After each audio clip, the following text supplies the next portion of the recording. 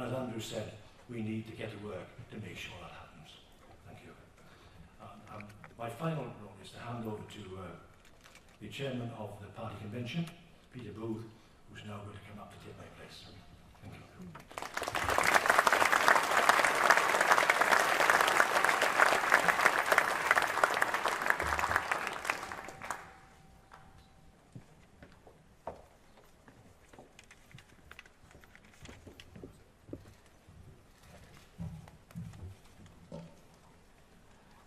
Good evening, Cardiff. This is the third in our national tour of 12 hustings around the country, and it's the first outside of England. It's good to be here in Wales. Thank you all for attending this evening, and it's great to see so many friends and colleagues in the audience. And thank you, all of you, for braving Extinction Rebellion outside. These hustings are for us, the members of the Conservative Party, the opportunity to take part in a great exercise of democracy where we get to choose our new leader. She or he will be announced on the 5th of September, and as with the party of government, then will become Prime Minister very soon after. As Ian Dale, who moderated many of these hustings in 2019, said, and I quote, "I found chairing the hustings a surprisingly positive experience. The members really put the two candidates through their paces and asked some very searching questions.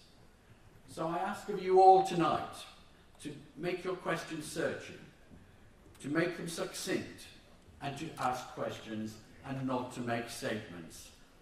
One question each, please, so that more of the audience get the opportunity to question our candidates. Both of our candidates have expressed a duty and a desire to fulfill our 2019 manifesto. Their differences will be about how to go about achieving that in a very different world from 2019, post-Brexit, post-COVID, in uncertain times internationally, as we've seen today in Taiwan, and where our union as a nation is being challenged, and that has particular relevance to you here in Wales. So I'm sure that you want to test our candidates and seek to establish their strengths and to see who you think is best capable of running our great nation. As we're all Conservatives, I know that you'll be respectful of the two candidates and keep your questions positive. For them, for me, and for our CCHQ team, who have worked so diligently to set up these hustings at short notice, and in midsummer, these hustings run on a tight schedule until our final rally in London on the 31st of August. As you know, our ballot is open. The ballot papers are in the post. You can cast your vote online or by post. It's very easy to vote online, or you can choose traditional snail mail. And if you do post it, then please remember to put a stamp on your envelope. My hope is that this evening will give you more clarity about how to cast your vote. I hope that you'll go away enthused and energised in your commitment to helping our party at the next election. Quite frankly, we need your support. Finally, I want to thank you all in Wales for everything that you do for our party. It's much appreciated. And now, let's get on with the show. Please welcome journalist and broadcaster Hannah Vaughan-Jones. Everyone, can you hear me clearly? Just checking the microphone's working. Lovely to see you all. As a voice of God, otherwise known as Tom, has just said, my name's Hannah Vaughan-Jones, and some of you may remember me from just 3 years ago. It's certainly a bit of deja vu for me to see some familiar faces back. However, this time we have two different candidates, of course. It's the same privilege and honour for me to be here in your company tonight, but also, of course, to get to interview the next Prime Minister, and it is the same huge responsibility for all of you to pick the next Prime Minister on behalf of the whole of the United Kingdom. So I do hope that you will take that very seriously when it comes to considering your vote, but also perhaps considering your questions tonight. Make sure that if you've heard something already that's answered a question you had in mind, think of a different question. That would be great. And time is, of course, as ever, of the essence. Now, the format you probably all know already, but essentially we will hear from the first candidate, who tonight will be Rishi Sunak. we will hear from Rishi's camp first. He will do his pitch to you as party leader. And then after that, Liz Truss will come on and she will do her pitch as well. Following that, then I will get a chance to interview Rishi, just ask him a couple of questions of my own, and then it's open to all of you, open to the floor. And then Liz Truss will come on afterwards as well for exactly the same. So hopefully we won't be too late. I know we had a bit of a late start anyway. And in the interest of saving time, then I will stop talking and we'll hand over to the first speaker for Rishi Sunak. Please welcome former leader of the Conservative Party, Lord Michael Howard.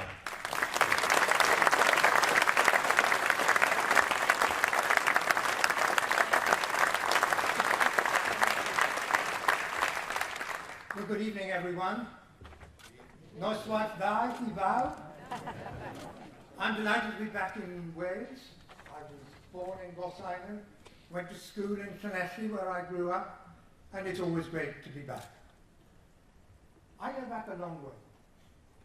I've known every leader of our great party since Harold Macmillan.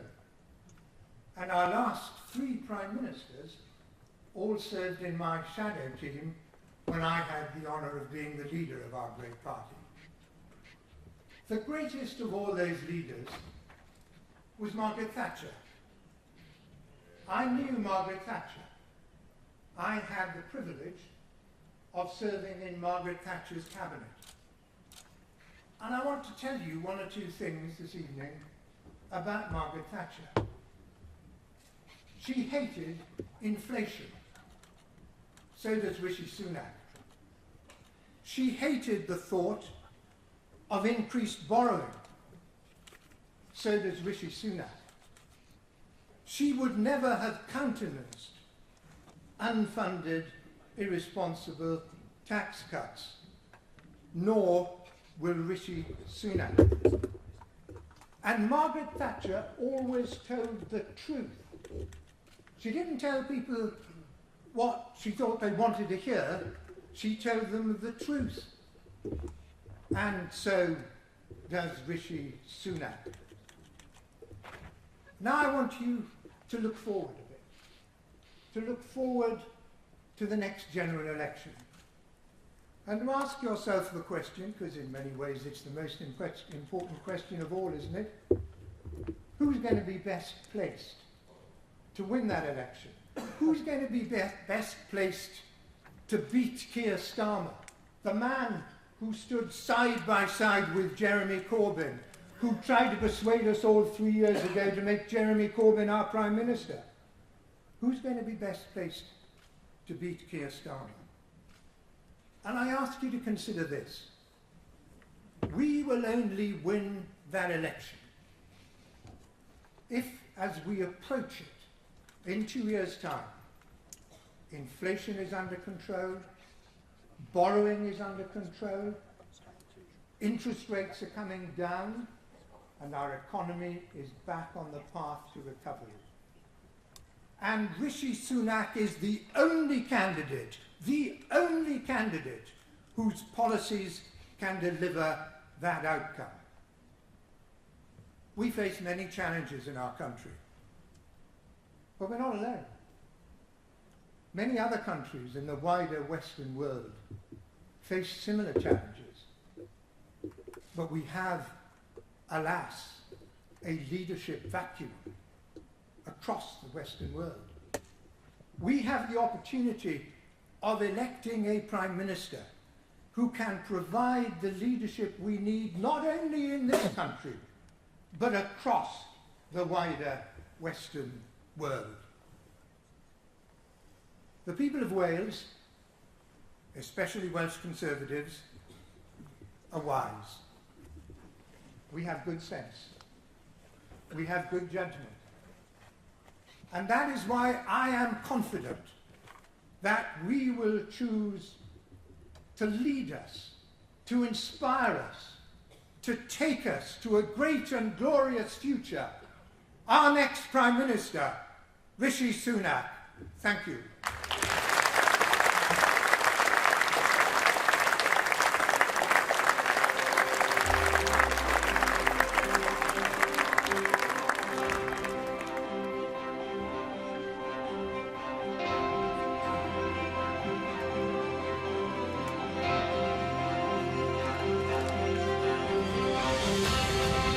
My values, traditional Conservative values, are clear.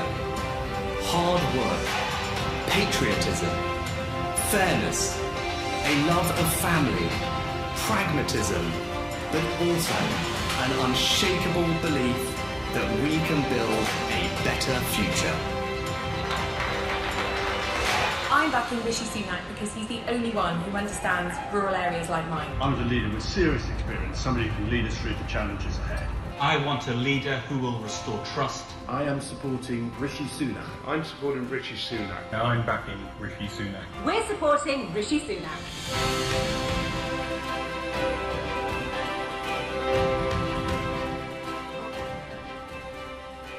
Please welcome Rishi Sunak.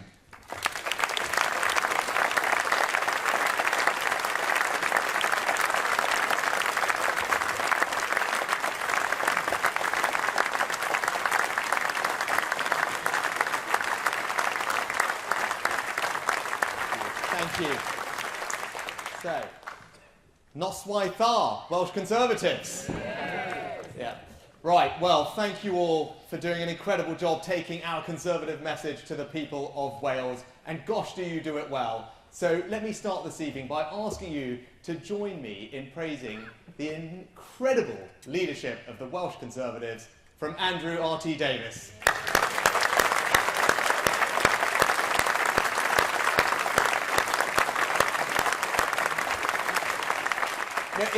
It occurred to me this morning that Andrew R.T. Davies obviously took over from Paul Davies, and that was announced by Glyn Davies, who obviously took over from Byron Davies, which did get me thinking, if I just became Rishi Davies, maybe I'd have the edge here in Wales. But look, I'm standing here in front of you tonight for one very simple reason, and that's because our country, our United Kingdom, did something extraordinary for my family when it welcomed them here as immigrants 60 years ago and allowed them to build a better life. Now, I was raised with a few simple values. Firstly, that family means everything to me, because the bonds of family are far greater than anything any government could ever hope to replicate, and we must never ever forget that. Now, in my family, we prioritised hard work as the best way to forge ahead. My dad was an NHS GP. My mum ran the local chemist in Southampton, and I spent all my time working in her shop and out and about, delivering medicines for elderly patients who couldn't come in. I also did her books, her accounts, her payroll every month, and saw the power of a small business like that to provide jobs and opportunity in our local community. And for my parents, the way that they thought they could build a better future for their 3 children was simple, and it was through education. And I passionately believe that the best way that you can reduce inequality in society, the best way that you can spread opportunity, indeed the best way that you can transform lives, is to ensure that the birthright of every child is a world-class education. Something the Welsh Labour government ought not to forget.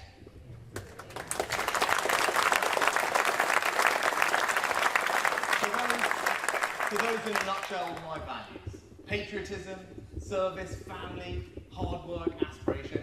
And I'm sure, looking out at all of you, that they are your values too, and that's because they are Conservative values, and mine is an entirely Conservative story, and that's why I want to be your leader and next Prime Minister, to put those Conservative values into action to build a better Britain, just as this country allowed my family to provide me with amazing opportunities.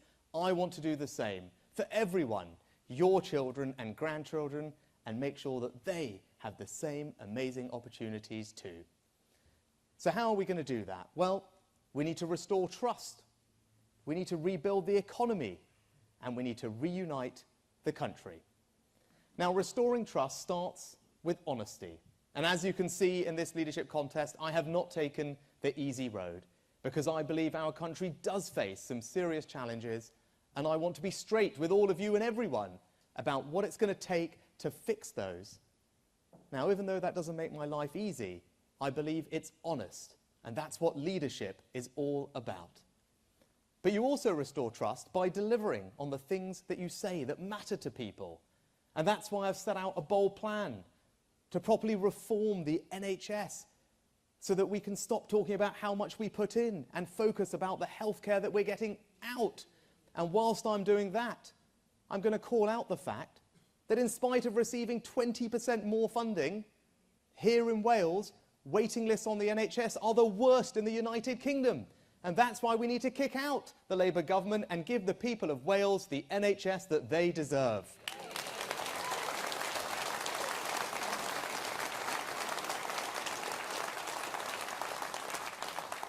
We also need to restore the trust of our rural communities, to back farming, to back food security, ensure that the produce of Welsh farmers is on kitchen tables across the country and beyond. But we also need to tackle the issue of illegal migration. Because for too long we've watched on our TV screens the scenes of illegal migrants coming in small boats, and that has to stop. I've set out a bold plan, a radical plan, and under my leadership we will finally grip that issue, restore trust in the system, and take back control of our borders. Now, when it comes to rebuilding the economy, I don't need to tell all of you what the #1 challenge is, you know, and that's inflation. And we've seen this story before. We know that inflation is the enemy that makes everyone poorer. It erodes people's hard-earned savings and pensions. It pushes up mortgage rates. Now, of course, I'm going to help people with the cost of living. That's what politicians should be focused on right now. Not spending millions of pounds increasing the number of politicians in the Welsh Senate.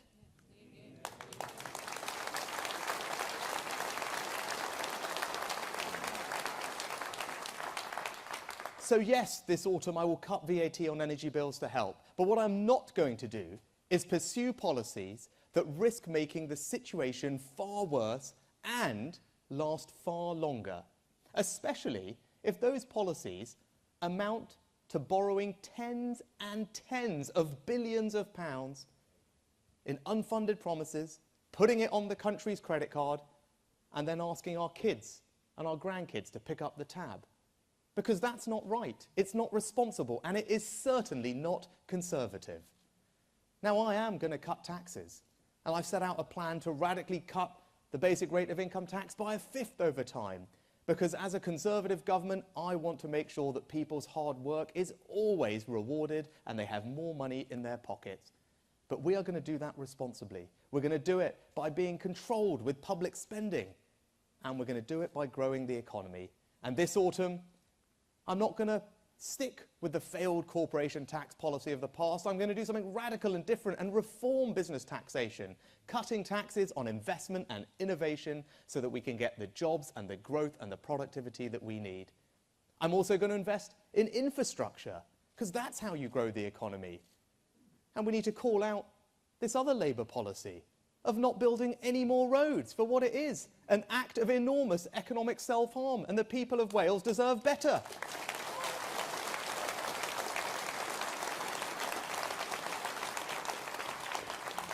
And in a post-Brexit world, we need to be radical. As a backbench MP, I came up with the idea of free ports. As a Chancellor, I started to deliver them in England. And as Prime Minister, I want to ensure that we have not just 1, but 2 free ports here in Wales, attracting jobs and investment in the industries of the future, including hydrogen and, of course, nuclear in North Wales. Because that's how you drive growth in the 21st century economy. My experience means I am the best person to lead our economy into the future and seize those opportunities that are there waiting for us if we're prepared to be bold and ambitious. Now, when it comes to reuniting the country, we have to do something that's never been done before. We have to make British political history in 2 years' time by winning a 5th general election victory in a row. Now, although that hasn't been done, I am confident that we can do it, working together. But it's going to mean that we have to appeal to swing voters everywhere. Here in Wales, in Scotland, in the north, in the south, in rural areas, in urban areas, in Brexit-supporting areas, in Remain-supporting areas. And I passionately believe, and all the evidence supports it, that I am the candidate that offers our party the best opportunity to win everywhere and ensure that Keir Starmer does not walk through the doors of number 10 Downing Street at the end of that election.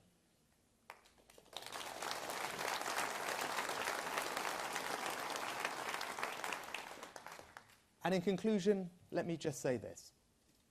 You saw me as Chancellor at the beginning of the pandemic act boldly, radically, ripping up the rulebook, acting competently to protect millions of jobs across the country, to save businesses, to ensure that we kept our economy resilient through one of the biggest shocks that we had faced.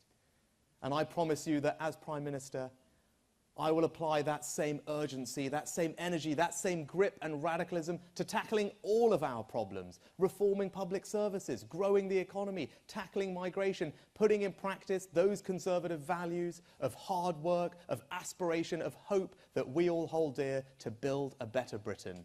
But more than that, I promise you all this. I will give you my everything, my heart and my soul, everything I've got, to ensure that each and every one of you here tonight can always feel enormously proud of the Conservative government that I will be privileged to lead. So I humbly ask for your support, not just to be your next party leader, but also the next Prime Minister of our great country. Thank you. Thanks very much.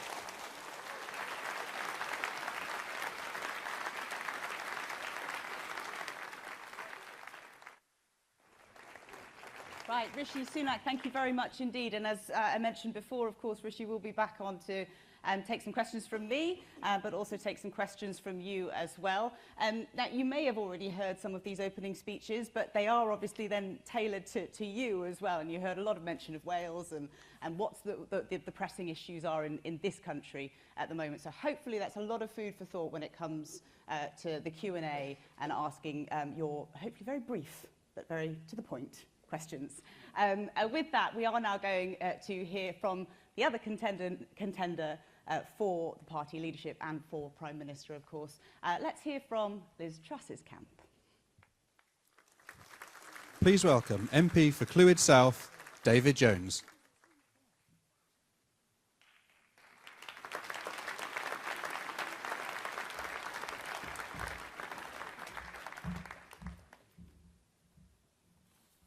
Well, noswaith dda gyfeillion. Good evening, friends. It's a great pleasure to be here in front of such a large audience of Welsh Conservatives. Welsh Conservatives and Unionists.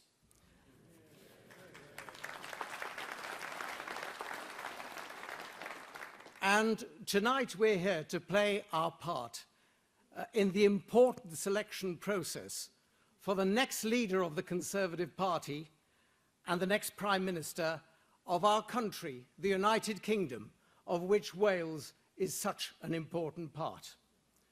And it's my great pleasure this evening to be here to introduce the person I believe to be the best qualified to lead our country, to lead our party, the excellent Liz Truss.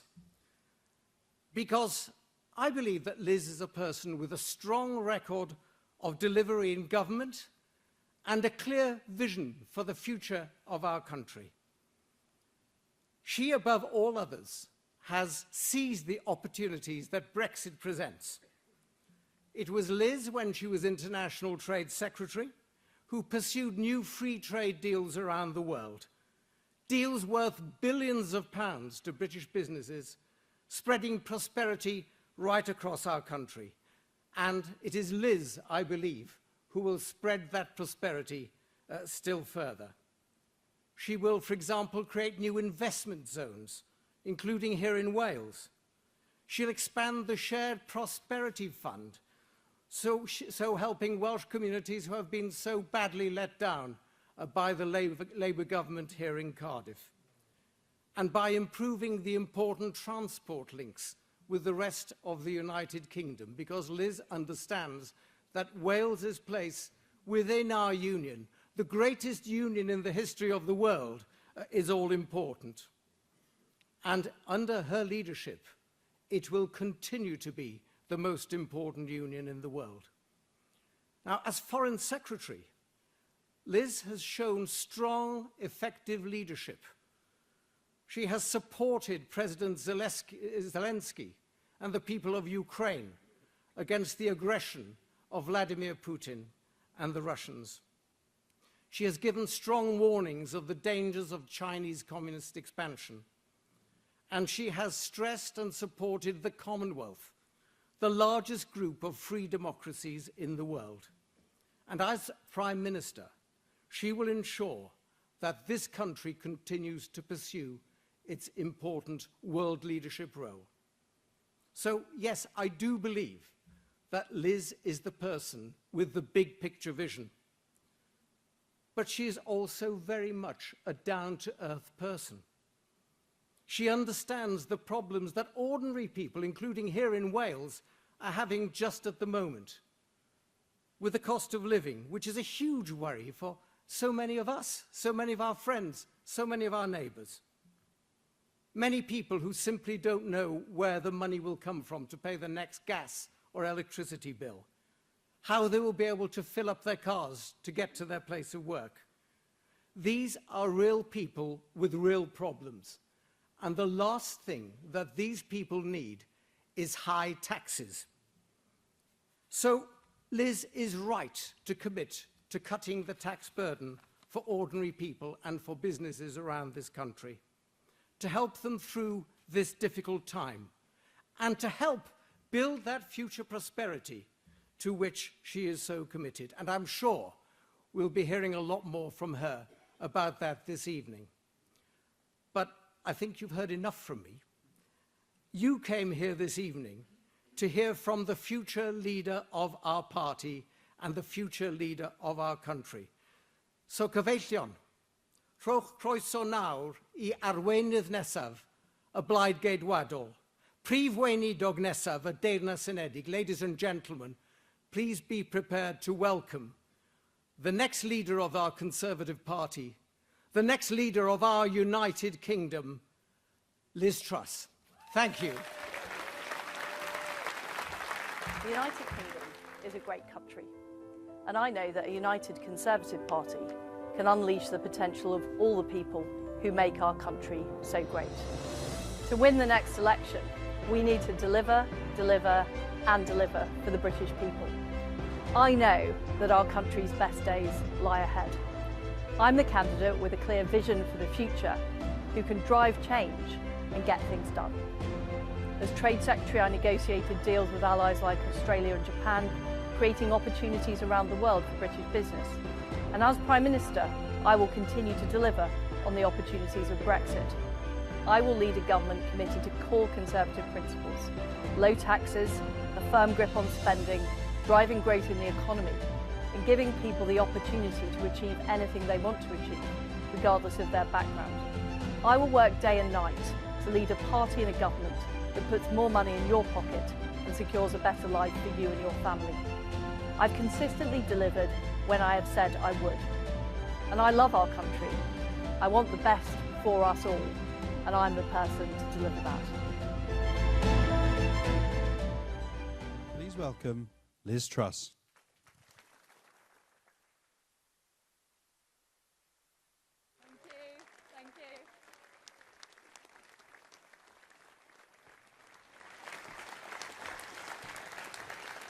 Hello friends, it's fantastic to be here in Wales this evening. Now, I was brought up in Paisley in Scotland and in Leeds in Yorkshire, so I consider myself to be a child of the Union. But I've learnt many things here in Wales. I've learnt in particular how to shear a sheep at the Royal Welsh Show. And what I've also done as a Cabinet Minister is fought for the interests of Wales.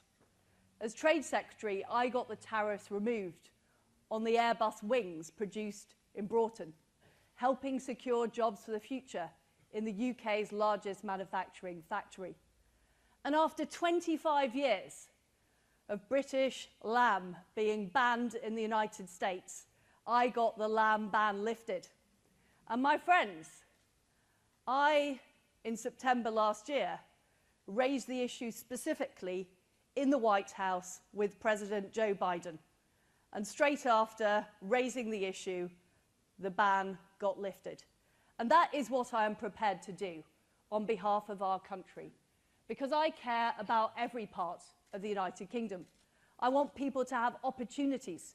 I want people to be successful. And I believe we can be an aspiration nation. Whichever background you're from, whichever parts of our great nation you're from, you should have the opportunity to succeed. But the reality is we face difficult times at the moment. We've got the economic crisis following COVID. We've got the appalling war being prosecuted by Vladimir Putin in Ukraine. Now is not the time for business as usual. We need to do things differently. We need to be bold. And that is what I would do. I'd have a plan to get the growth rate in our economy up. First of all, by getting rid of all the EU laws still in our statute books by the end of 2023. Rules on procurement, rules on investment, because I want to unleash enterprise and opportunity. I'd reverse the national insurance rise that was put in earlier this year, because I thought it was wrong to put on taxes on ordinary people when we didn't have to. I'd also have a temporary moratorium on the green energy levy to cut people's fuel bills from day one. I'd also keep corporation tax low so we can attract investment into our economy, and we know how important investment is into Wales, in the pharmaceutical industry, in the aerospace industry, right across the Welsh economy. Because I think having the same corporation tax rate as France and being 10 points ahead of Ireland is not going to help us grow the economy. But we need to do more. We need to help level up our country. And you know that there are parts of Wales where it's very difficult to get a mobile phone signal. It's very difficult to get broadband. It's difficult to get on a train that goes anywhere very fast. And in particular, North Wales has been left behind. And what I want to do is change the Treasury funding formula. So we don't put all the investment in areas that already have it. We put the investment into places that have been left behind and need that help and need that economic growth. I'd also set up low-tax investment zones to attract investment into this area. I'd back our farmers, and I'm delighted to have the support of the NFU President, Myrick Raymond, and we worked very well together when you were NFU President and I was DEFRA Secretary. And I want to see our fields full of crops and livestock. I don't want to see them full of solar panels and other paraphernalia. We have a food security issue in Britain, and we need to make sure our farmers are farming, not filling in forms and doing red tape. And as well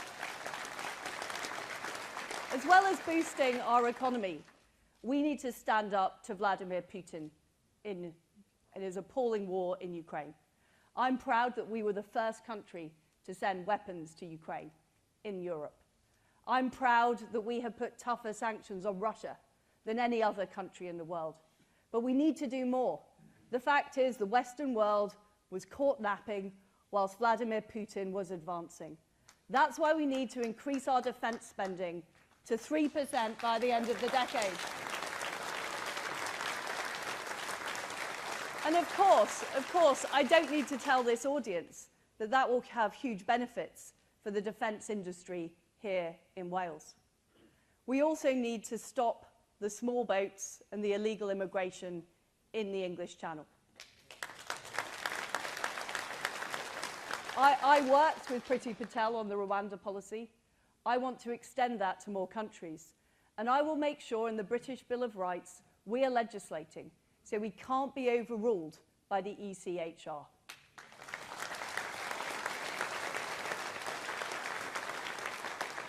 But as well as freedom and democracy overseas, we also need freedom and democracy here in Britain. And I'm a plain talking Yorkshire woman. And I know that a woman is a woman. Now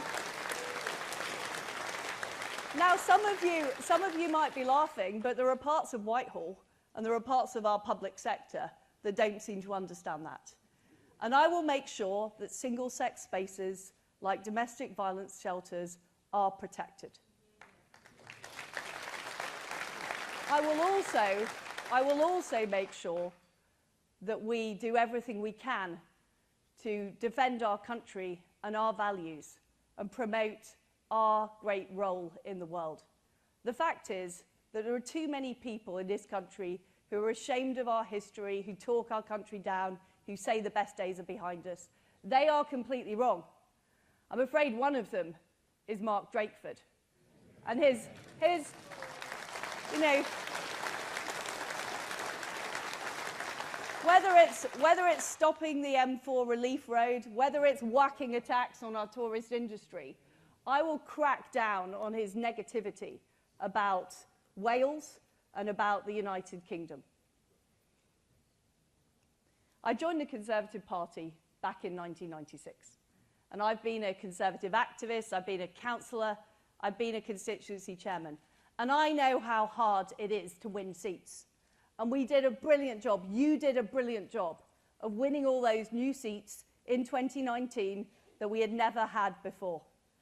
But you all know that we need to deliver, because we promised great things to people in 2019. We promised a great future, we promised levelling up. People didn't vote Conservative because they wanted Labour policies. They voted Conservative because they wanted more enterprise, they wanted more opportunity, they wanted personal responsibility, they wanted control over their own futures. And that is what I will deliver. I'm somebody that's delivered in government, whether it's the trade deals I did at the Department of Trade, whether it's the Northern Ireland Protocol Bill that I put through the common stage of Parliament in the Foreign Office. I'm prepared to take on the orthodoxy, even when it might not be popular with parts of the establishment or the civil service. I get things done. And I think that's what our voters want. And with that, with delivering for people on the ground, for making a real difference to people's lives, we will be able to take on the plastic patriot Sir Keir Starmer. And we will be able to take on the low-energy version of Jeremy Corbyn that is Mark Drakeford. And we will win. We will win, my friends.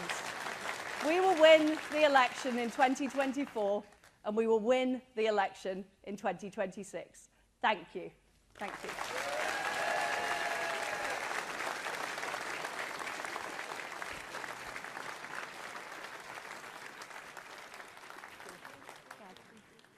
Okay, it's my turn.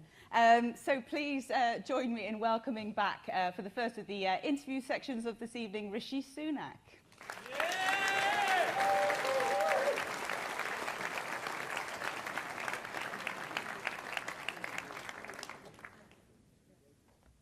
Hiya, Rishi. Hi, Hannah. Right. Good to see you. You too. Right. Tax. Let's go straight into it, shall we? Sure. It's been a bit of a confused picture. You went from no tax cuts to some tax cuts, but not for some time. Do you accept that you could have been a bit clearer about what you want to do?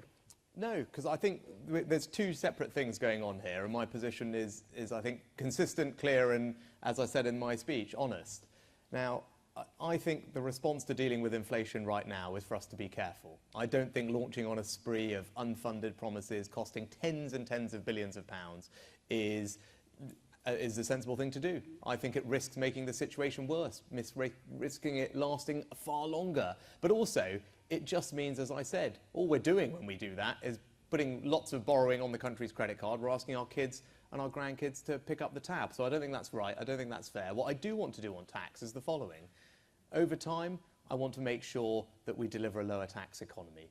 And I've set out a plan to cut the basic rate of income tax consistently over time, because I believe in hard work, as does everyone here. It's a value that we hold dear. It should be rewarded, and that's why I want to cut income tax. And this autumn, I want to reform the corporate tax system. I don't want to stick with the policies of the past that haven't worked. I want to change what we do, cut taxes for businesses that invest and innovate, because that's how you're going to drive growth in a modern economy. So that's my tax plan. Okay. I think it's the right one for the country, because it will deliver jobs, it will deliver growth, and ensure that we can bring prosperity and opportunity to people everywhere, here in Wales and across the United Kingdom. There's been some quite dire polls out for you over the last couple of days. With that in mind, and considering tax again, will you abolish inheritance tax? No, that's not what I've set out a plan to do. I've set out a plan to consistently cut income tax over time because I want to reward hard work. But look, I very much, as you heard from my earlier remarks, I'm someone who believes in supporting aspiration. I think that is a conservative value that many of us in this room will hold dear, and inheritance tax is a way to do that. So look, over time, is that something that we should look at? Of course we should, because people who are working hard should be rewarded for that, and if they want to build something and leave that for their family, that's an entirely conservative instinct, and a government that I'm privileged to lead would very much want to support that instinct. That's what Conservative Prime Ministers should do. Okay, so not ruling it out, but not necessarily pledging it right now. Okay, understood. On the public sector pay saga that's well, I will of course bring up with Liz Truss in a bit. She's apparently had a change of heart on regional pay boards for public sector pay. Do you accept her clarification? Well, look, I'll let Liz speak for herself. I'm glad she U-turned on that policy because I don't think it was the right one, and it would have meant, I think, potentially, almost 500,000 workers in Wales getting a pay cut, which I don't think is the right policy to pursue. I think you level up by spreading opportunity around, by creating things like free ports, jobs and prosperity, by cutting people's income tax. That's how I'd like to do it. I don't think cutting the pay of hundreds of thousands of workers here, and indeed across the regions of the United Kingdom, is a conservative policy that we should adopt, and I'm glad that she's changed her mind on it. So it was a mistake on her part, and... Well, I think you can ask her when she's here, but to answer for her own policies, but I'm glad she's changed her mind. And you would still consider having her in your cabinet then, even though there's been this mistake over the last couple of days? Yes. Okay. On to the PREVENT programme, which I know you've been talking about today. You've talked about it tackling Islamist extremism as the biggest threat. What about far-right extremism? Is that not important as well? It is, but if you look at what our counter-terrorist organisations are spending the vast majority of their time on, and indeed you look at what's happening in the criminal justice system, the overwhelming majority of it is Islamist extremism. Actually, from memory, it's something like 3/4 of all that activity is Islamist extremism. So, of course, that's right. The PREVENT programme, though, I think at the moment was referring a far smaller proportion of cases on Islamist extremism. That balance is probably not right and needs to be looked at. Of course, far-right extremism is important and we should tackle it, but it's just nowhere near as pervasive as the threat from Islamist extremism. That's based on the evidence that we have today. I want to push you on the language that you've used around this. You've said you want to take action against those who vilify Britain. Does that include those who just disagree with the people who are leading Britain? No, and actually from the counter-terrorist unit, they've been very clear on this. This is not a law against that, because of course there are free speech elements of it. What this is guidance to all the people involved in the PREVENT programme, so they know what to look for, and that's based on the evidence of how we root out terrorism in this country. And it's right that we call out those who are trying to undermine the values of our society, and Islamist extremism is a big part of that, and it's absolutely right that the government is tough on it, and a government that I am privileged to lead will be tough on it, because that's how we're going to keep everyone safe. Okay. We are, of course, in Wales, in Cardiff, the Welsh capital. Congratulations on your noswaith fawr when you first came on. I don't know if you've holidayed in Wales before, spent much time in Wales before. What do you think of when you think of Wales? What does it mean to you? I think of my dear friend and PPS, Craig Williams, who's sitting over there, right there. And Craig, do you think my pronunciation improved since we did it at a Welsh conference? I am. Okay, good, right. Look, no, I'm enormously ambitious for Wales. And, when I look at Wales, I just see the incredible potential that it has. And when you talk about levelling up, you talk about opportunity, and I'm so excited. And I talked about free ports. That's a policy which I know can be transformational. It can bring jobs and investment. It can catalyse new industries like nuclear in North Wales. That's something that's going to be incredibly special. And we as a Conservative government, Conservative party, can deliver that kind of opportunity. And Wales can do that for the UK economy. I talked about farming. Now I represent a very rural constituency in North Yorkshire. That's my home. Now, I do love Yorkshire lamb, so I have to be a bit careful. But, I have to accept that Welsh lamb is incredibly popular. Well, I have to go home tonight as well, so be careful. But look, but that's an incredible opportunity for Welsh farming, for Welsh produce to be on kitchen tables, not just in the United Kingdom, but across the world. And so that's what I see when I see Wales. I just see a country which has got enormous potential, and I want to help work with everyone here to deliver that, and actually make sure that people in Wales get the public services that they demand. And that's where we need to be more prepared to call out the failures of the devolved government here, because this path of onward devolution has not worked in actually delivering better healthcare and education for the people of Wales, and that's what we need to fix. Well, on that point then, you've said in your opening speech as well that I think you said your government would be the most active in Wales in history. I mean, it sounds like an invasion. What does it mean? No, it means demonstrating the benefit of the United Kingdom government in Wales in local communities. And as Chancellor, I was really pleased to help create something called the Levelling Up Fund, which meant that for the first time, the UK government could work with local communities here in Wales, with local councils and groups, to figure out how to fund projects that will help communities and do that in a way that spreads opportunity, make sure people have pride in the places that they call home. And for the first time doing that, that totally changed the conversation on the ground. And it meant that people had a very clear, direct line of sight to what the UK government was doing for them. But I also said I want to be active by holding the Welsh government to account. Right? If I'm fortunate to be Prime Minister, I'm Prime Minister for the entire United Kingdom, for every single person. And I want the people in Wales to be able to rely on the public services that they deserve. And if the UK government is sending billions of pounds over to Wales and it's being squandered, it's not being spent properly, and children are not being taught properly in schools, and people are waiting unacceptably long for healthcare treatment, we need to call that out. Okay. And we need to make sure that we improve it, because that's what the people of Wales deserve. Speaking also about public services in Wales, HS2 arguably benefits England, but obviously benefits England, but arguably leaves South Wales at a competitive disadvantage. Would you compensate Wales with perhaps an increased financial settlement then to invest in the rail network here? Well, look, I'm very keen to keep investing in infrastructure in Wales, and I think you've seen from my track record, it's not just the Levelling Up Fund, but across the country, almost a dozen new projects have been funded at an early stage to restore railways that have been closed down. And as Chancellor, I was proud to fund upgraded signalling to the Cambrian line and improve connectivity and the speed between Swansea and Cardiff, amongst other places. So look, I've got a record of continuing to deliver infrastructure in Wales. Of course I want to do that, because that's one of the ways that we spread opportunity around. It's how we create jobs for people and higher wages. And that's the type of thing we should be doing. But you talked about being activist. That's why I'm going to call out the Welsh Government for this absurd policy of not building any more roads. I mean, how is that going to spread any opportunity? Of course it's not. And I want to be activist and call that out and try and fix it. On the climate and well-being, the Wellbeing of Future Generations Act has been in Wales since 2015. Would you support efforts to replicate that across the rest of the UK? Sorry, the Wellbeing of Future Generations Act.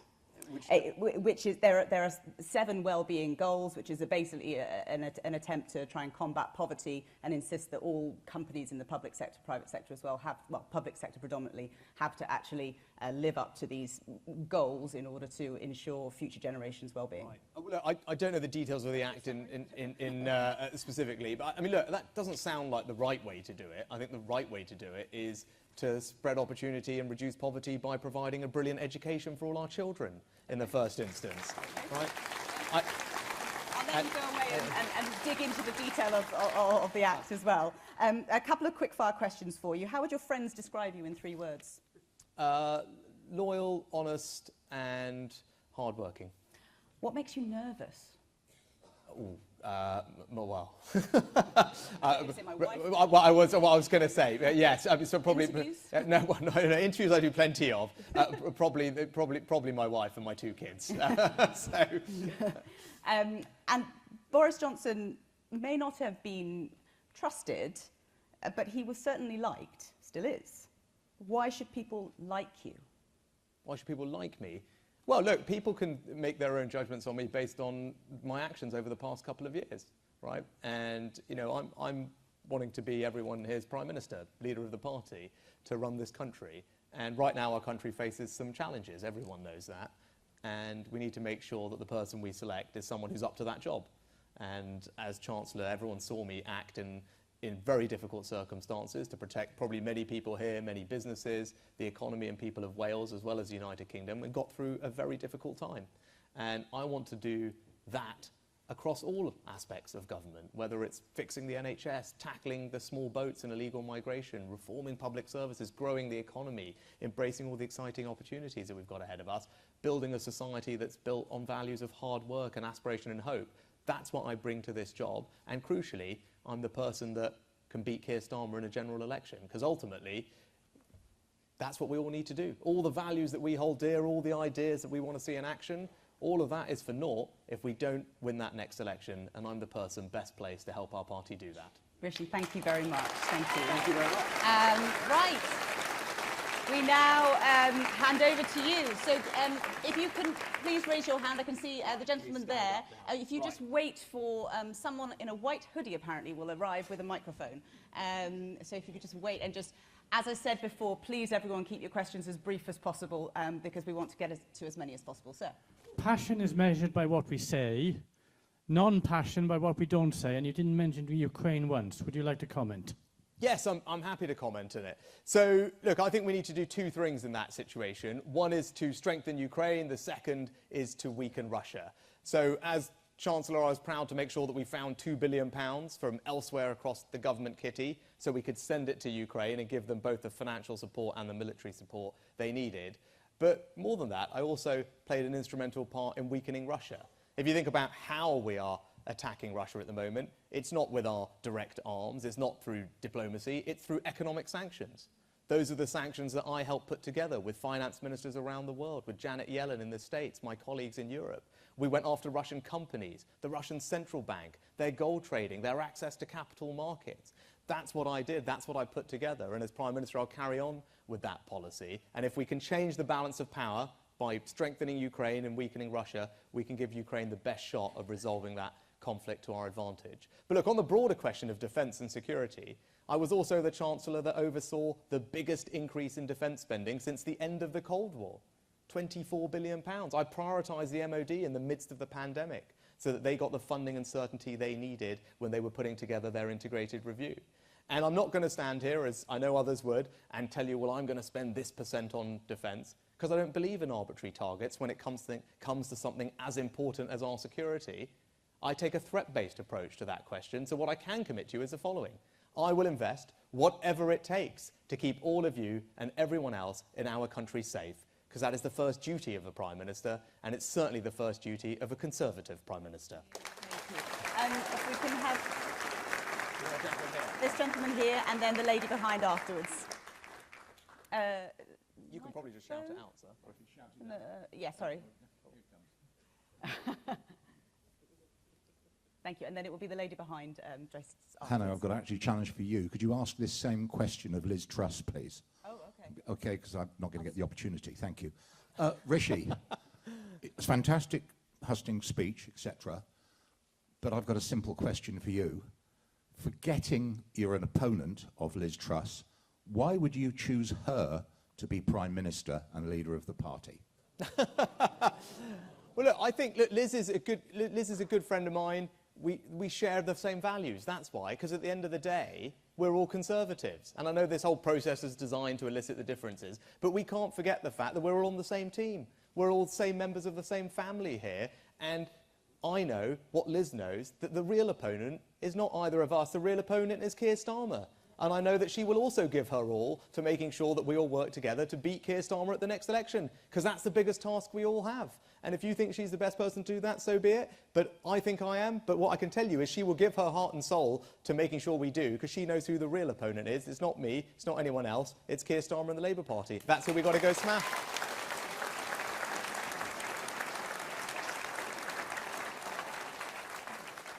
Rishi, what are your proposals for cutting the size of the Cabinet Office, which currently stands at 10,020, and for ensuring that civil servants return to their desks? Yes.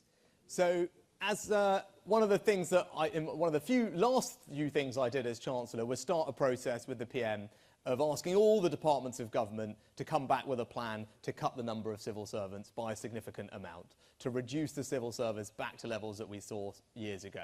Because a coalition government actually deserves enormous credit for being quite tough on this and driving out efficiencies. And a few years ago, 4 or 5 years ago, we slightly took our foot off the gas and the numbers have creeped up. And together with the PM, we set out a mission for everyone to come back and tell us how they were going to cut the numbers. So All those things were just coming back when I resigned, so I'd like to carry on with that plan and get civil service numbers back to where they were 5 years ago. But how are we going to do that? We're going to do that by reforming public services more generally. Because if we all want to reduce the size of the state, which we do, if we all want to reduce the tax burden, which we do, we have to think boldly and differently about public services across the board. Because the civil service alone is not going to deliver the income tax cuts that we all want to see. We need to reform the NHS if we're going to do that, because it's the NHS that's swallowing up more pounds of everyone's here, and if we don't grip it and reform it, we'll never be able to get the tax burden down, and that's why I want to be bold and radical on that, which is why I set out a plan to tackle this issue of missed appointments, because for too long, millions and millions of hospital and GP appointments go missed, and that's a waste, and it's not wrong, and people are abusing the system. So if we can try and change that, change behaviour, be tough on those, make sure that people cancel those appointments in advance. Do you know what we've done? We've just created tons more healthcare. We can get the backlogs down faster, and it won't have cost anyone here a penny more in money or taxes. So that's the kind of radical thinking we need, not just on civil service numbers, but across the public services, and I will bring that different type of thinking because I want to get the tax burden down, I want to get the size of the state down, and I've got a plan to deliver it for you. I'm sorry. Did that answer your question? Oh, it's just one question. I'm sorry. We just need to get to there's so many other people with their hands up. Apologies, and perhaps you can get your question to Rishi afterwards. The gentleman here in the lovely jacket. Thank you. I don't know. Can you hear me all right? Yes, we can. I'm delighted you've got. You say you have a strategy to tackle the small boats coming across the channel, which is getting completely out of hand. Can you be more specific? Can you tell us exactly what it is that you're going to do and what's going to be different? Yes, I can. So, look, in long form, there's on my website, there's a 10-point plan, there's a video, so if you've got 5 minutes, if you care about this issue tonight, please go home and have a look. I'll give you a couple of elements of it now. One is, we need to move away from the ECHR definition of asylum, right? It is, yes, you're right, we should clap that because it's important, right? It is far too broad and allows lefty lawyers to exploit it and frustrate our efforts. So I think we should move to the Refugee Convention, which is another international legal standard, but it is narrower and tighter and will give us a greater ability to say to people, you can't stay. Another thing we need to do, again, thinking radically and differently, is join up our foreign policy. Because at the moment, we have this slightly absurd situation that we'll go and talk to a country about signing a trade deal with them and giving them access to our markets. We'll even go further and say, actually, here's some aid from our aid budget to help you. And whilst we're doing all of that, we slightly neglect to say, oh, hang on, can you take back your failed asylum seekers? That doesn't sound right, does it? So we need to join up our foreign policy so that these countries that we're doing other things with have to agree to take back their failed asylum seekers. But look, go look at the plan. In a nutshell, though, I am prepared to do whatever it takes, legal changes as required, to get the Rwanda policy working, to get control of this situation. I believe my plan will do it. I will deliver it for you. Because, yes, we're a compassionate country. We welcome people like my family, but we did that fairly and legally. And it's right that everyone does it that way. We must have control of our borders, and that's what I'm going to deliver. I'm working my way around the room, and I'd like to come to the lady here, second row back, with the dark hair. If you mind, yes, yeah, if you mind standing up, please. Thank you. So we can tackle inflation by constraining demand or increasing supply. So what would you do to increase supply of renewable energy so we can bring down cost of energy? Will you be bold enough to scrap the embargo of wind, onshore wind in England? So, yes, in a nutshell. We've already said that we are open to do that, where we can do it with local communities, right? Now, that has proven difficult, but I think actually with the different economic incentives, it might be possible that we can get that to work. We also, ditto, could look at that with fracking, by the way. So that's another thing where, again, if we can do it with local communities, we should look at it. But we can do a couple of other things. I talked about the free ports that I want to bring to Wales. The first one that we set up in Teesside. Offshore wind manufacturing is going gangbusters. GE are investing there and creating jobs because that's a growth industry for us. If we can crack small modular reactors, North Wales is a place where you could do that alongside the big plants. That's how we'll increase homegrown supply of energy. But we can also do something else in the short term. We can make sure that we insulate homes better, because there's a lot of government money and it's not well spent at the moment. And if we can help people with their loft insulation, their cavity wall insulation, temperature controls, relatively simple things that don't take very long, that don't cost a fortune, we can actually save people 300 quid off their energy bills and improve our energy security by reducing demand. But I'll do one other thing on the supply side while you're asking. Yes, we need to increase the supply of energy, But there's another area of our economy where we're tight, and that's the labour market. And right now, it is unacceptable that there are more people claiming unemployment benefit than there are job vacancies in the economy, right? That can't be right. There are more now than there were before COVID. So we've got to look at our welfare system, make sure that it's working properly, and be a bit more courageous and conservative about saying, hang on, when there are all these jobs available, it can't be right for people to be sitting at home claiming unemployment benefit. I'm prepared to be tougher on those things, to support those people into work, because that increases the supply of labour. It will be good for them, good for their families, good for the taxpayer, and good for the economy. So it's not just energy we need to tackle, it's the labour market and lots of other things. But I'm confident that with my plan, we can do that, beat inflation, and if we don't do that and we follow some other plans, I'm worried that the situation will last far longer and be far worse, and I don't want that to happen to anyone in our country. Gentleman with the blue shirt, if you would stand up, please, and just wait for the microphone. Thank you.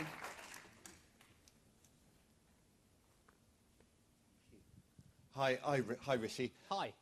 Welsh Conservatives have been in opposition in the Senedd for nearly 25 years.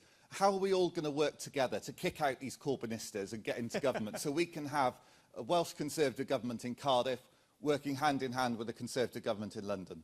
Yeah. Well, I tell you what we do.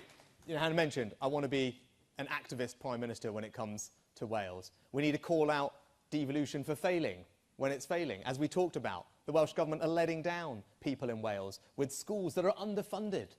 Right? What do we have in Wales? We have a stagnant economy, we have spiralling waiting lists in the NHS, and we have chronically underfunded schools which are depriving people of a life of aspiration and hope, right? The answer to that question is not more devolution. The answer to that question is calling out the Labour government for what they're doing and having the UK government do more, right? So that's how we're going to start changing that. We're going to start calling it out. We're going to start holding them accountable. We're going to be a more active presence in Wales delivering for people. That's how I think we can work together to solve this problem. And the good news is, you guys have already made an incredible start. Right? If you look at I know the local elections were difficult, but that was because of what was going on elsewhere. You know, when you guys in the last couple of elections, you have absolutely smashed it. Look at all the new colleagues we have in this room that weren't here that many years ago. We can build on that momentum that you have created, working properly with a government in the UK bit that is supporting you, that's backing you, that's doing interesting and creative things. And the most important thing we have to do in all of that, I'm going to do everything I can to support you, but we're going to listen to that man there because he knows what he's doing. He's got a plan, and I'd be delighted to work with him and back him. Thank you, Andrew. We've only got time for 3 more, hopefully. But the lady there with the patterned dress or top on. Rishi, both yourself and Liz have spoken about pensions and poverty. You're the Chancellor. Liz was the Minister for Women and Equality. And then we have Teresa Coffey, who was pensions. As we stand now, we have the 1995 Pension Act and the 2011 that impacted 3.8 million women, where their pension was extended by maximum 6 years. Many meetings, the last meeting, big meeting, where it was with the Ombudsman. I'm getting there. It's crucial because there's some numbers for Rishi. You might not know the detail. The Ombudsman last July, the 20th, determined that the Department of Pensions had actually given maladministration on several counts. If you're aware of that, we've lost a year now of any action being taken for these 3.8 million women, of which 220,000 have already died. So if you become PM, will you put that on your list of to-do to fix this major, long-standing issue for the women? Thank you. Right. Madam, are you talking about the WASPI situation? Right. Fine. So, look, I'm going to be straight with you. I can't promise you that I'm going to resolve that situation. Yeah. No, and so I just want to be straight with you about that. It has been through all the procedures that you're familiar with, and I've been part of a government that signed off on all of those as Chancellor I did. I can't promise you I'm going to suddenly radically change my mind on those, and I know that's not the answer you want, but I'd rather be honest with you. But what I can tell you is that I absolutely believe that pensioners should have dignity in retirement, that we should support them. That's why with the cost of living that I know is tricky for pensioners, they're most affected by cold weather. We know that from a health perspective. And they don't have the means to increase their incomes as easily.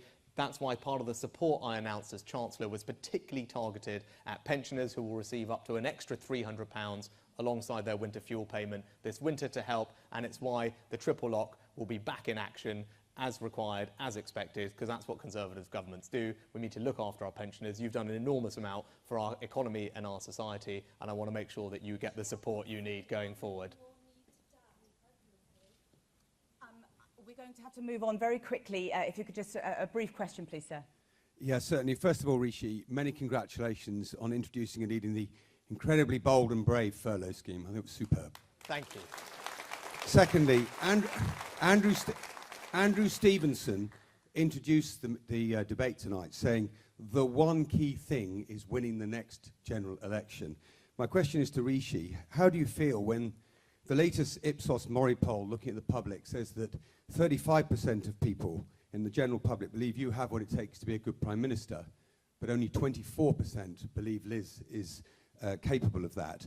And yet and you have the overwhelming support of Conservative MPs, we've seen that before, but the future of the next Prime Minister leading to the next election is to be decided by only 0.3% of the electorate, with an average age somewhere between 65 and 70. Thank you.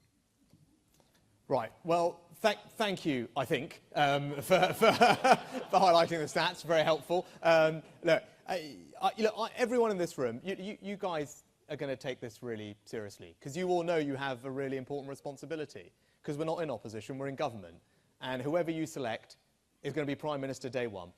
Right? You all know the challenges that our country faces at the moment, whether it's with our public services, with getting our economy growing, helping people through this inflation challenge and the cost of living. You know what sits on the in tray. That's what you're choosing, someone who can grip all those things from day one. But you're also picking someone who can then go and win that next election, because as I said, that is the most important thing. And I know all of you will take that responsibility incredibly seriously. And actually, where I'm going around the country, people are also saying to me that they're talking to their friends, their family, the people they're out and about with, who are not necessarily members, because they get that they're doing this, and all of you are doing this on behalf of the country. We have to provide a leader that can lead the entire country and win that next election. So I'd urge you all to do the same thing, right? Because yes, we are a small group of people, but I know you will talk to your friends who are family, who are not necessarily members. You'll stop people in your communities, get their view, see who they think would make the right Prime Minister for this time as well. I'm confident that when you ask people that question, they will say to you that I'm the best person to lead this country at this time, to build a society based on hope and hard work and aspiration, and the best person to take it to Keir Starmer at the next election and smash him and make sure Labour are not in power for another generation. Thank you very much. Rishi Sunak, thank you very much indeed. Thank you. Thank you.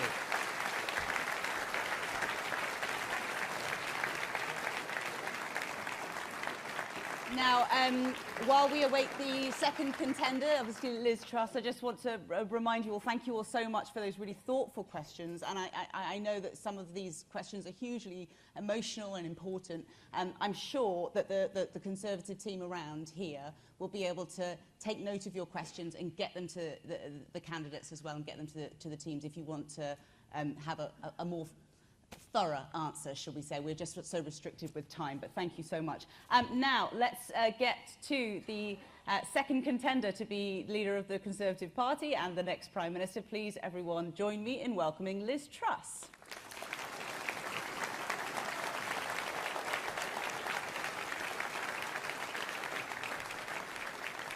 Don't trip up in the heels. Hi. Good to see you, Liz. Thank you. Please have a seat.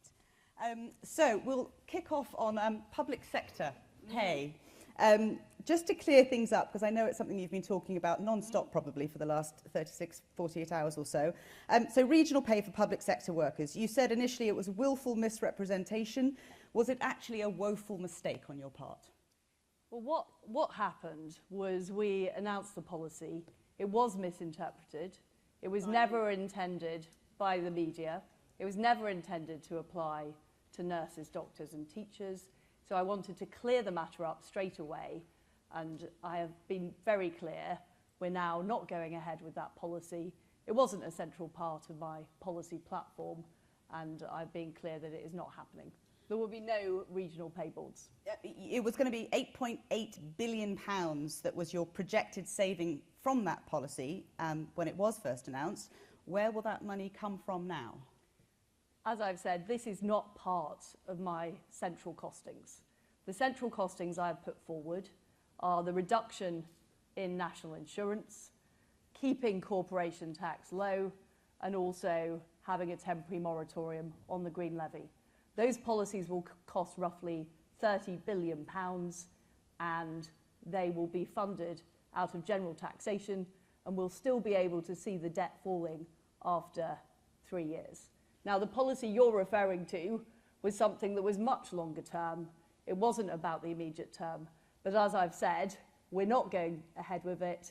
It's not happening. And I've been very clear about that. And I'm somebody who, when things are misinterpreted, when mistakes are made, I'm honest about that. And I've said we're not doing it. The policy, as I understand it, was initially introduced to boost private sector competitiveness. I mean, Wales is the most public sector dependent part of the UK. Arguably, it would be a good thing, would it not, to introduce? Look, the way I want to increase Wales's competitiveness is attract more investment into Wales. That's why I believe in keeping corporation tax low. That's why I'd set up low tax investment zones. And that's why I've been focused, when I've been at the Trade Department, on cutting tariffs on Welsh goods, getting more products into international markets, and boosting opportunity in that way. You've said many times through the course of this campaign so far that you want to cut taxes to promote growth without fueling any inflation. We could get an announcement from the Bank of England tomorrow about borrowing rates going up. So does that change your perspective or change your policy plans? We need to look at what's caused inflation. Inflation has been caused by a huge supply side shock after COVID and the appalling war that Vladimir Putin has perpetrated in Ukraine. And the tax measures that I'm putting in, i.e. reducing national insurance, keeping corporation tax low, will actually help increase supply in the economy. So they won't fuel inflation. Quite the opposite. They'll make sure more goods and services are available. The best way of dealing with inflation is monetary policy.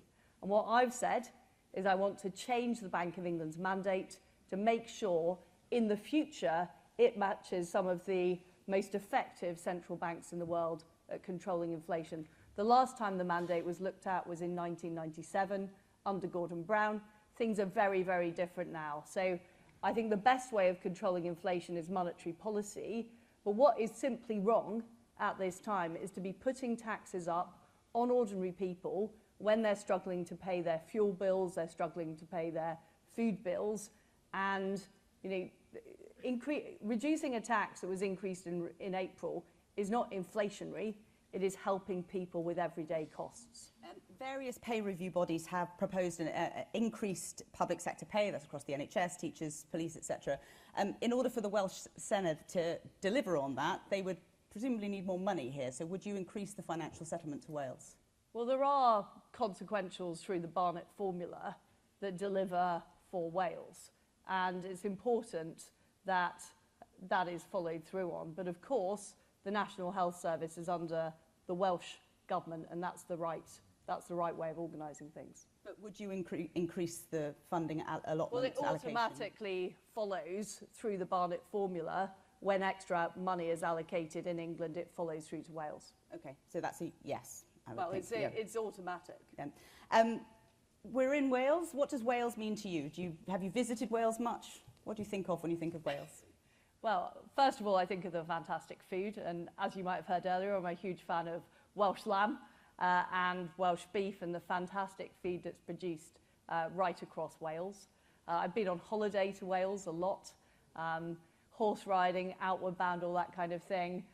Beach holidays as well. And it's a great part of the United Kingdom. And I guess I think of all the famous people from Wales, like Shirley Bassey, who I'm a huge fan of. One of my favourite songs is Goldfinger. Oh. I love the James Bond theme tunes.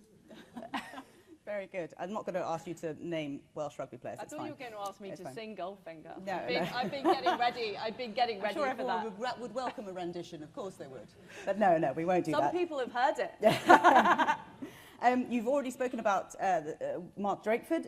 Would you ignore him in the same manner that you intend to ignore Nicola Sturgeon? I think it's a very different situation in Scotland and Wales, because what's happening in Scotland is the entire resources of the Scottish Government are being used to run essentially an independence campaign.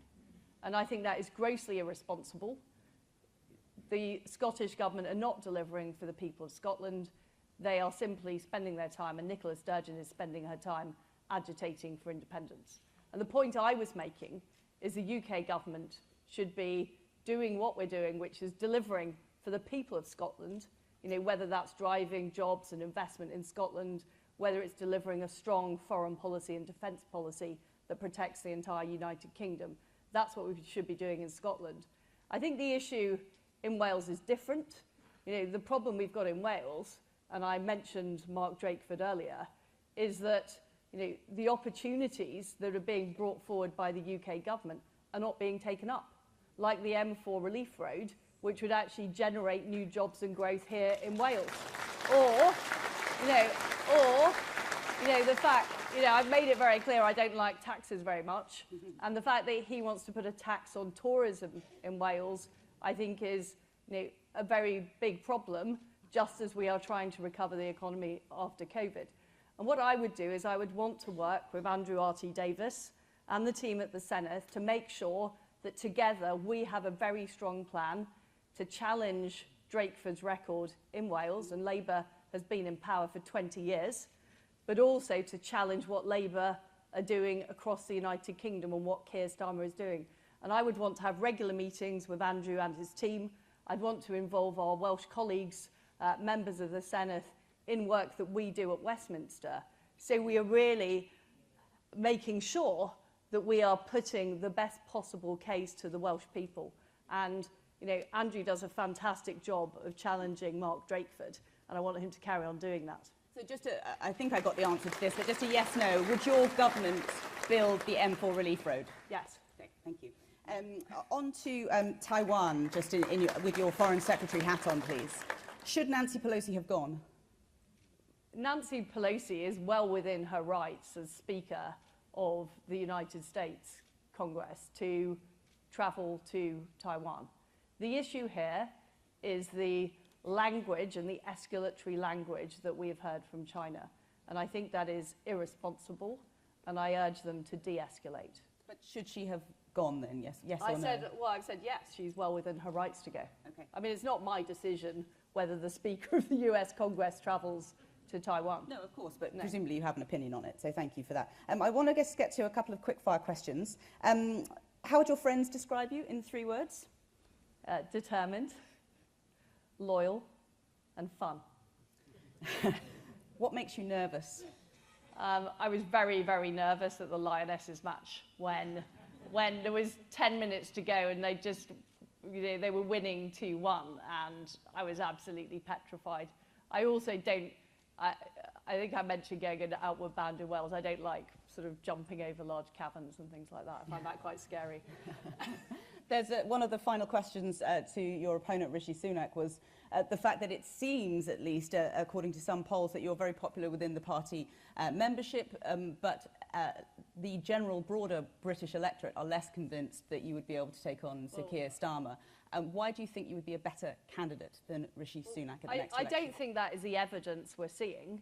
In fact, I think there was a recent poll showing that I would be a more popular Prime Minister than Keir Starmer.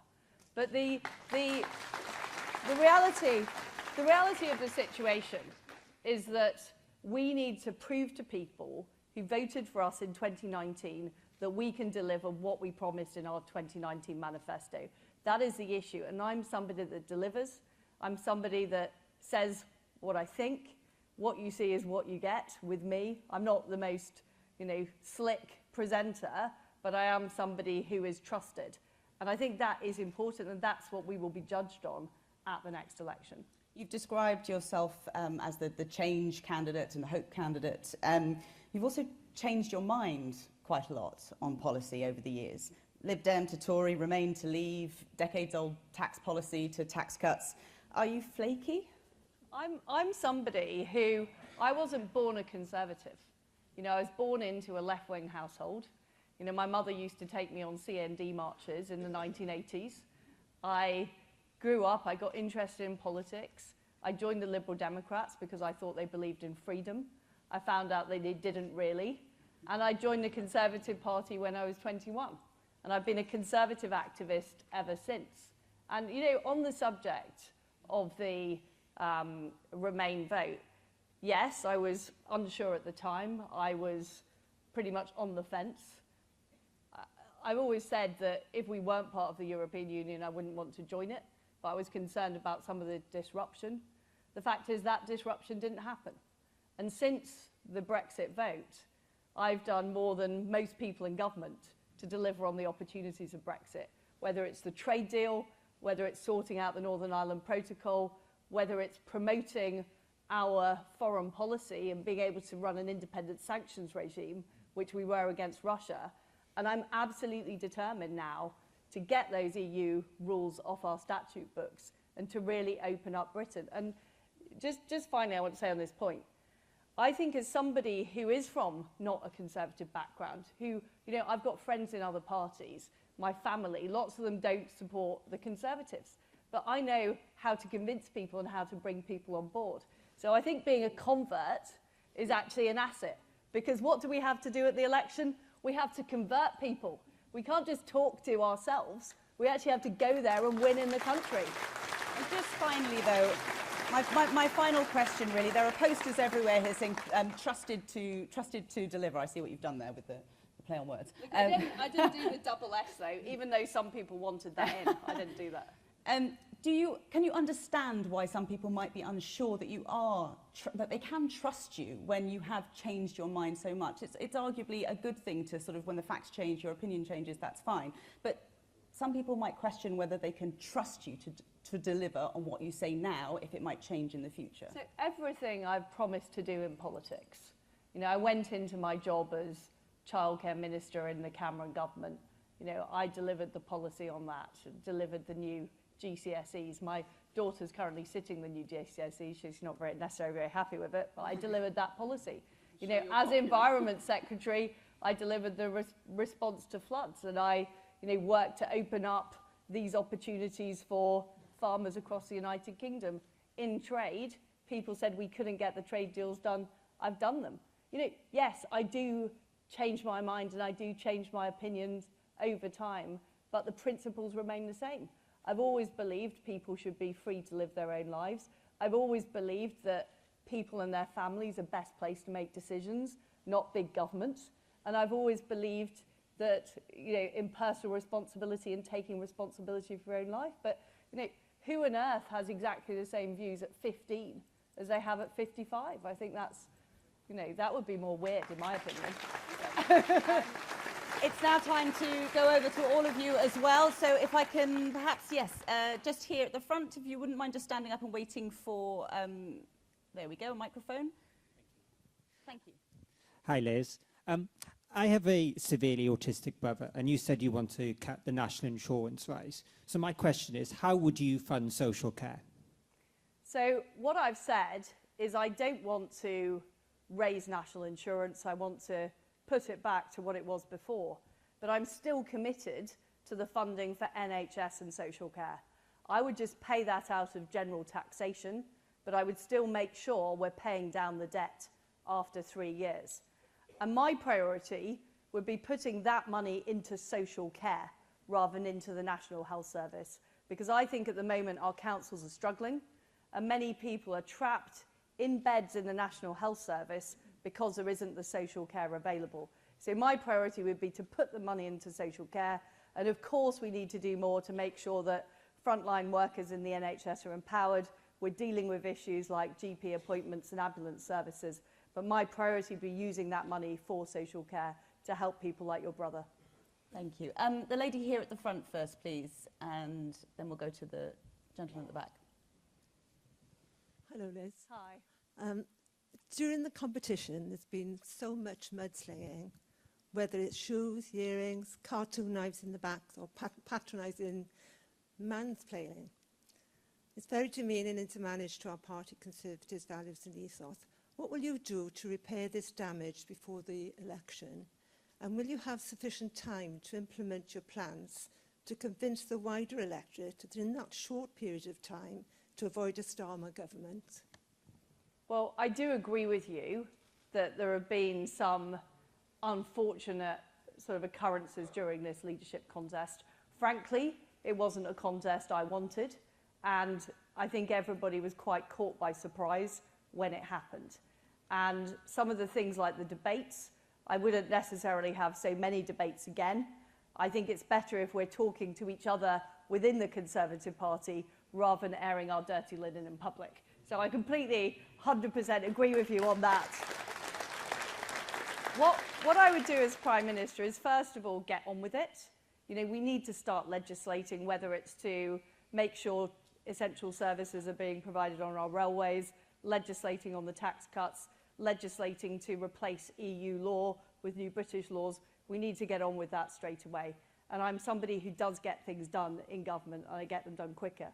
What I would also do is make sure that if I'm selected as Prime Minister, I appoint people in my cabinet who are people who can be trusted and don't spend their time leaking and briefing. I want competent people who deliver for the people across Britain, and that is what will help us win against Keir Starmer. Okay. At the back, please. And then I'm going to be walking over here. Well, not walking, but coming over there. Will your increase in defence spending actually lead to an increase in troop numbers during this time of crisis in Europe? Well, what I want to do is review the integrated review to make sure it is tough enough on dealing with the issues we face now, particularly the threat from Russia and also an increasingly aggressive China. And I will review with the Defence Secretary the various parts of the armed forces, as well as the new technologies we need to invest in, like cyber and space, and make sure that we have the right balance.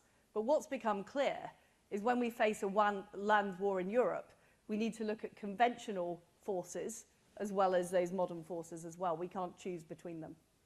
Okay, thank you. Does that answer your question? Yeah. Thank you very much. Just here, please. Yeah, in the pink shirt, I believe it is. Yes, sorry, it was the gentleman behind, actually. Sorry. My question's one about transport. If you were Prime Minister, how would you change the balance and schemes between road, railways, buses, pedestrian cycling and shipping? Well, I used to work in the shipping industry, actually, liquid natural gas shipping, so I am fond of the maritime industry, and I do think it's important. Quite a lot of the issues around shipping are actually due to the complex set of regulations. So I think it's not just about the public money we spend, it's also making these projects easier to deliver.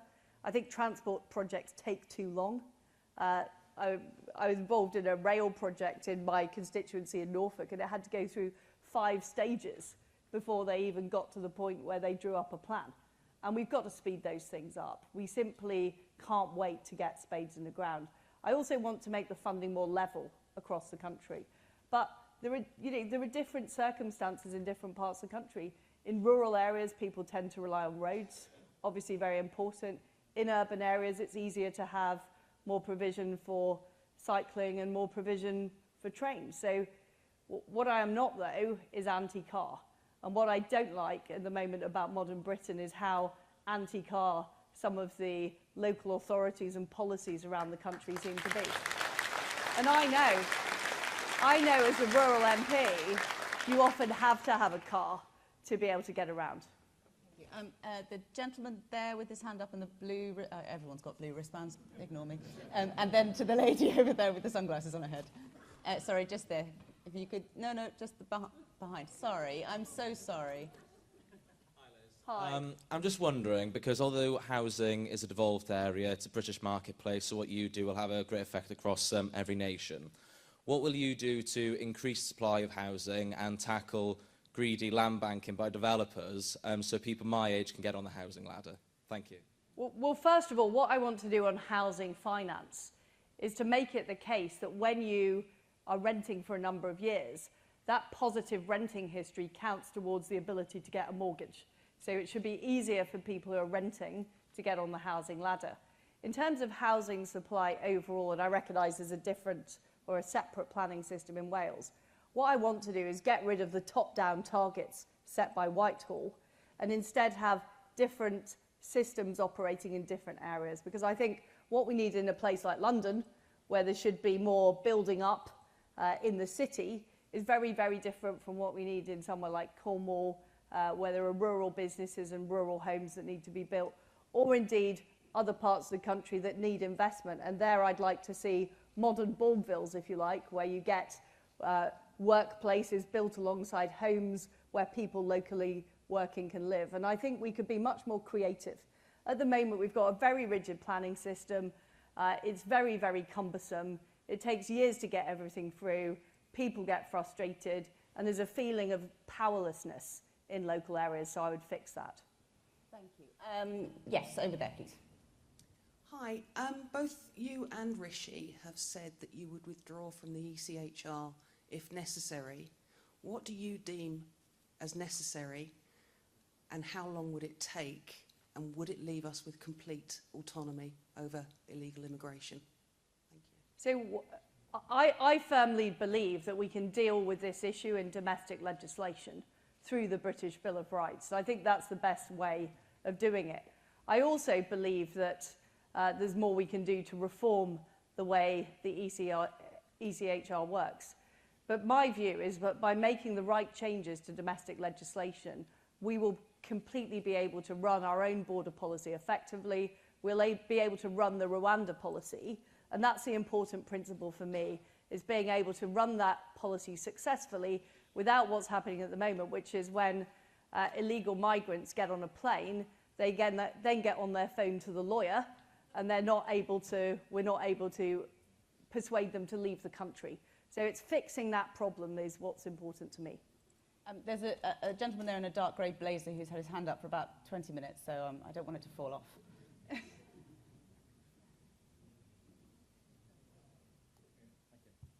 Thank you. We're the party of wealth creators, innovators and entrepreneurs. Now, during the COVID, the lockdown, a lot of those people felt excluded and abandoned and ignored. Many of them, when I was campaigning in the May elections, said to me, I'm not going to vote Conservative, I am a natural Conservative. How do we win their votes back? Well, we need to win those people's votes back. And I don't think that we've done enough to support small businesses.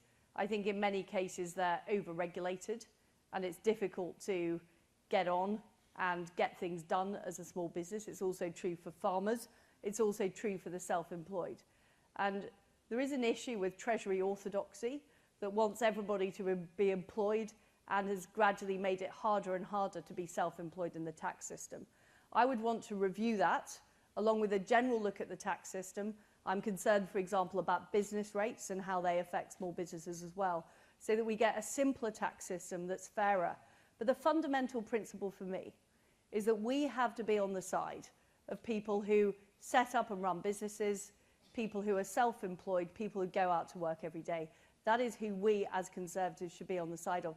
And every single time that any piece of so-called proposed regulation passes my desk, I always ask the question, what would the implication be for a business of this? You know, because many small businesses don't have massive tax departments and HR departments and legal departments to do with all this. They end up filling out the paperwork themselves. So we have to be absolutely rigorous in removing that regulation and not allowing new stuff to emerge. Gentleman here, if you wouldn't mind just standing up so that people can see you for a second. We just need to get a microphone to you. Thank you. Hi. I'd love to be able to ask you to sing, but I won't. Yeah, quite a few crises coming down the road at the new PM. One we haven't talked about is the climate crisis. Rishi talked about fracking. Could you tell us a bit more about the green credentials you'd bring to the party and how you'd win those green votes? Thank you. Well, I was an environmentalist before it was fashionable. I was campaigning in the 1990s to protect the ozone layer. And if you remember at the time, it was Margaret Thatcher who led the charge on that, signing the Montreal Protocol. And we cannot let green issues be owned by the left, because they are fundamentally, or they're known as watermelons, aren't they? Green on the outside, socialist on the inside, anti-enterprise, pro just more and more regulation tying business down. So what I want to do is hit the net zero target, but have a temporary moratorium on the green levy, reduce the costs for businesses and consumers of energy, use more gas in the short term. We need to do more to exploit the North Sea reserves as well as fracking in areas that support it.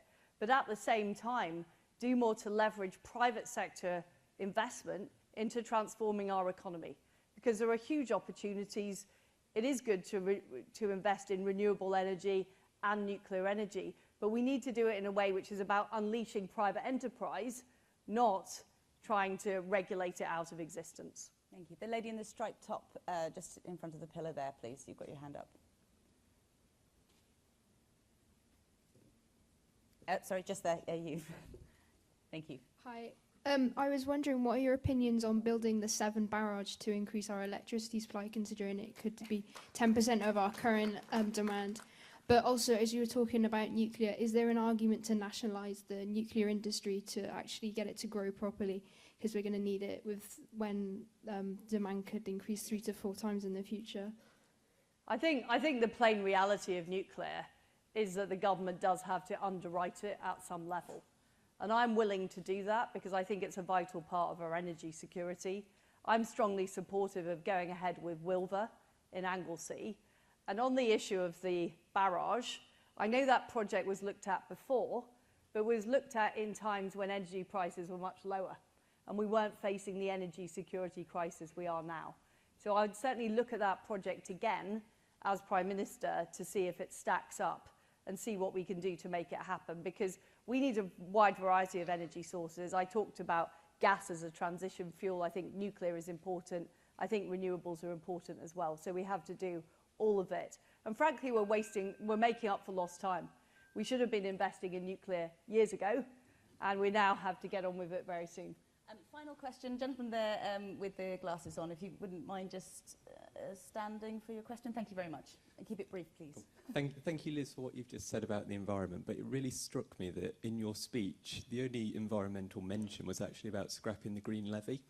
Now, if you're as committed to net zero as you say you are, why is it that you're pledging to scrap this? You know, money that is really essential to decarbonise our home, to help keep us warm in the winter, without describing exactly what you'd put in place to replace it.